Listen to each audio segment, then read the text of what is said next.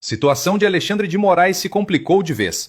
O ministro que até então era intocado e venerado pela imprensa, agora vê sua situação mudar drasticamente por conta do Banco Master. A direita passou 7 anos pedindo o impeachment de Alexandre de Moraes por abusos de autoridade, mas vejam como são as coisas. O que pode realmente derrubá-lo é o caso do Banco Master. O que parecia ser só um ruído contra o todo-poderoso ministro Moraes, agora ganha corpo com novas revelações, e já tem senador falando sobre isso. Eu não tenho dúvida que vai chegar o momento do impedimento de ministros. Não tenho dúvida nenhuma que vai chegar o momento de prisão de ministros. A estratégia vai além de um pedido de impeachment. Trata-se de um pedido de CPI para fazer um escrutínio público. Agora, uma coisa é curiosa. Os Estados Unidos retiraram a Magnitsky, mas de repente surge uma bomba como essa do Banco Master. De onde saiu essa denúncia? O caso já é um escândalo por si só, considerando que a esposa do ministro tem contrato milionário com o Master sem nenhuma contrapartida. Mas o que foi apurado agora é que o próprio Alexandre de Moraes se envolveu nas transações. Na época da Magnitsky, existia aquela celeuma sobre como os bancos iriam reagir, e o próprio Alexandre de Moraes foi se reunir com Galípolo, atual presidente do Banco Central. A justificativa de Moraes era que ele queria entender como os bancos atuariam em relação a Magnitsky. Mas o que se sabe agora é que essa reunião, na verdade, era para advogar a favor do Master. Isso porque, na época, o Banco de Brasília iria comprar a carteira de crédito podre do Banco Master. Para essa fraude financeira acontecer, era necessário o aval do Banco Central. Moraes foi até o presidente do Banco Central pressionar para que ele autorizasse a venda.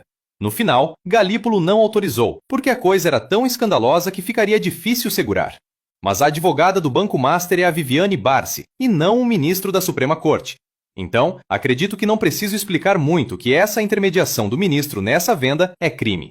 A Malu Gaspar está empenhada em mostrar todos os bastidores desse escândalo. Alexandre de Moraes se reuniu 3 vezes com o presidente do Banco Central. Não é pouca coisa. É só vocês ligarem na imprensa tradicional e verem o que eles estão falando. Nenhum deles está passando pano para o ministro. O ambiente, surpreendentemente, se virou contra Moraes. Quando tudo parecia caminhar para uma vitória completa do ministro, vemos um caso inesperado como o Master, que transforma o queridinho do sistema em alvo. E parece que no final das contas, a coisa vai caminhar por aí mesmo. Eles tiram a Magnitsky e cantam como vitória da soberania, e depois entregam a cabeça do Moraes num caso que não tem nada a ver. Isso abre brecha para contestar decisões do ministro, e no final das contas, isso pode lá na frente até anular o processo do golpe. Moraes sentiu a pressão e, pela primeira vez, vemos o ministro emitindo uma nota para se justificar. Ele escreveu o seguinte: o ministro Alexandre de Moraes esclarece que, em virtude da aplicação da Lei Magnitsky, recebeu para reuniões o presidente do Banco Central, a presidente do Banco do Brasil, o presidente e o vice-presidente jurídico do Banco Itaú. Além disso, participou de reunião conjunta com os presidentes da Confederação Nacional das Instituições Financeiras, da FEBRABAN, do BTG e os vice-presidentes do Bradesco e Itaú. Em todas as reuniões, foram tratados exclusivamente assuntos específicos sobre as graves consequências da aplicação da referida lei, em especial a possibilidade de manutenção de movimentação bancária, contas correntes, cartões de crédito e débito. Mas isso não está colando. Não estão fazendo sentido. Tem muita gente se comportando de uma maneira que não deveria se comportar. Isso gera um estranhamento. O Banco Master toca muitos pontos sensíveis nas rodas de poder brasileiras. E isso me parece levar a mais questionamentos e mais necessidade de esclarecimento sobre o que tanto aconteceu ao longo desses últimos meses. Só que foi nessa nota que o Alexandre de Moraes se complicou ainda mais. O ministro, que é acostumado a manter tudo em sigilo, esqueceu de uma coisa chamada Lei de Acesso à Informação. E, diferentemente da obscuridade do STF, no Banco Central isso funciona. Quando o ministro soltou essa nota, os jornalistas correram atrás para saber se havia alguma verdade naquilo. O Banco Central, obviamente, não iria desmentir o ministro e deixá-lo em maus lençóis. Porém, eles esqueceram que tudo fica registrado. Moraes se defende dizendo que foi discutir a Magnitsky, só que a data não bate. Ele esteve 5 vezes com o presidente do Banco Central em julho, só que a Magnitsky ainda não tinha sido retirada. Ela sai no final de julho, e se você olhar a agenda do Galípolo, fica comprovado que ele não teve a reunião descrita com Moraes após a Magnitsky. Mas fica pior. A Lei de Acesso à Informação mostra que até setembro não havia nenhuma diretriz do Banco Central para lidar com a Magnitsky.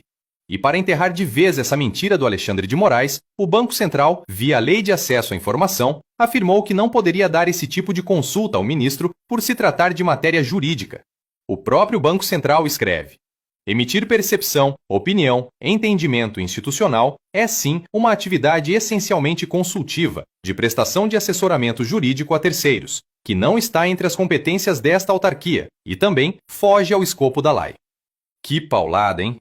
E aí não tem jeito. Até a Globo está largando a mão. Agora é curioso, nós temos feito essas matérias todas sobre ministros do Supremo, a gente ouve assim, vocês estão atacando o Supremo. Pois é.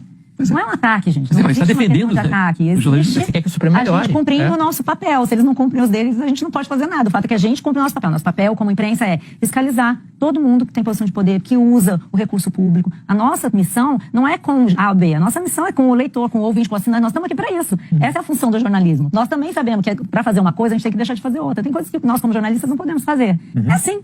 Agora, para cumprir a nossa missão tem que ser assim e a gente tem que ir atrás. E quanto mais maior poder, maior deve ser a fiscalização também. Claro. O Supremo Não é ataque, é jornalismo. O que é apontado é a realidade. Você está apenas apontando um dado da realidade. Exato. E é esse dado da realidade que fragiliza a posição do Supremo e não simplesmente esse dado ser... Mas tem tempo, né? Tem tempo. O Código de Conduta está aí, tem um grande apoio. Com certeza, se esses ministros resolvessem aderir ao Código de Conduta, eles seriam aplaudidos. Claro. Né? Eles só têm a ganhar, ou não, né? Seria bom para a Eles que instituição. sabem, mas a gente acha que eles só têm a ganhar. Eu estou muito impressionado com esse silêncio de vários ministros do Supremo em relação ao Código de Conduta, que poderia ser fundamental para fortalecer a posição do próprio Supremo.